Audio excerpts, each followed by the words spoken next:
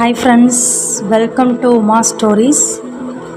Today என்ன story பார்க்க போகிறோம் அப்படின்னா, காலம் வந்தால் வாழ்வு வரும்.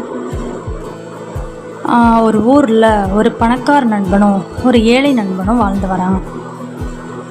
அந்த ஏழை நண்பன் பணக்கார நண்பன்கிட்ட எனக்கு ஒரு 15,000 கொடு, நான் ஏதாவது ஒரு பிஸ்னஸ் பண்ணுறேன் அப்படின்னு கேட்குறான்.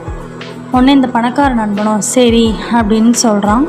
இது அந்த காலம். ஸோ 15,000 வாங்கிட்டு ஒரு காட்டு வழியாக நடந்து போகிறான் ஊருக்கு. அப்போ போயிட்டு இருக்கும்போது ரொம்ப டயர்டாகிட்டு ஒரு பெரிய மரத்துக்கு அடியில் படுத்து தூங்கிடுறான். அப்போ பணத்தை ஒரு மூட்டை மாதிரி கட்டி எடுத்துகிட்டு போகிறான். ஸோ அதை பார்க்குறதுக்கு எப்படி இருந்துச்சுன்னா, ஒரு கட்டு சோறு மாதிரி இருந்துச்சு போல இருக்கு. மேலே பறந்து போகிற பருந்து அது கட்டு சோறுன்னு நினச்சி அந்த பணத்தை தூக்கிட்டு போயிடுச்சு. உடனே மறுநாள் அந்த ஏழை நண்பன் பணக்கார நண்பன்கிட்ட இந்த மாதிரி நடந்த விஷயத்தெல்லாம் சொல்கிறான். இட்ஸ் ஓகே, நோ ப்ராப்ளம்னு சொல்லிட்டு அந்த பணக்கார நண்பன் அகெயின் ஒரு 15,000 கொடுக்குறான் இந்த ஏழை நண்பன்கிட்ட. அவனும் ஹாப்பியாக வாங்கிட்டு போய் தன்னுடைய வீட்டில் திண்ணையில் பானைகள் பழைய பானைகள்லாம் அடுக்கி வச்சுருந்துருக்காங்க. அந்த பானையில் ஒரு இன்ட்டு சிம்பிள் போட்டு அந்த பானைக்குள்ளே அந்த 15,000 வைக்கிறான். வச்சுட்டு வெளில போயிடுறான், வீட்டில் எதுவுமே சொல்லாமல். அப்போ அந்த வழியாக பானை வாங்குறவங்க, பழைய பானைகள்லாம் வாங்குறவங்க வராங்க. அப்போ அவங்க அம்மா அவங்களுக்கு தெரியாது இல்லையா. ஸோ அவங்க அம்மா எல்லா பானைகளையும் ஒரு நல்ல ரேட்டுக்கு போட்டுடுறாங்க. அவங்க பையன் வந்தோடனே இது மாதிரி நான் ஒரு நல்ல ரேட்டுக்கு போட்டேன்ப்பா அதை அப்படின்னு சொன்னோன்னே, என்னம்மா அப்படி பண்ணிட்டீங்க, நான் அதில் பணம் வச்சுருந்தேம்மா அப்படின்ட்டு போய் தேடி பார்க்குறான் அந்த பானை வாங்கினவரை.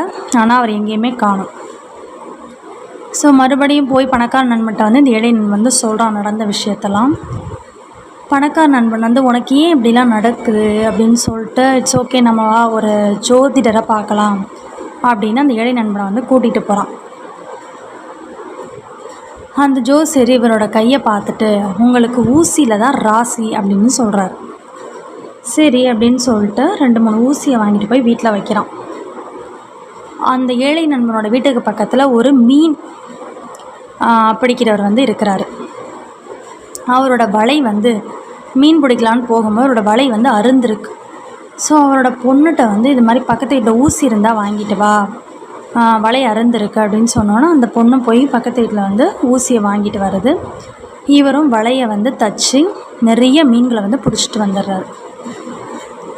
சரி, பக்கத்து வீட்டில் ஊசி கொடுத்தனால தான் நம்ம வலையை தச்சு நிறைய மீன்களை பிடிக்க முடிஞ்சிச்சு, அவங்களுக்கு ஒரு மீனை கொடு அப்படின்னு சொல்லிட்டு தன் மகள்கிட்ட ஒரு பெரிய மீனாக கொடுத்து விட்றாரு.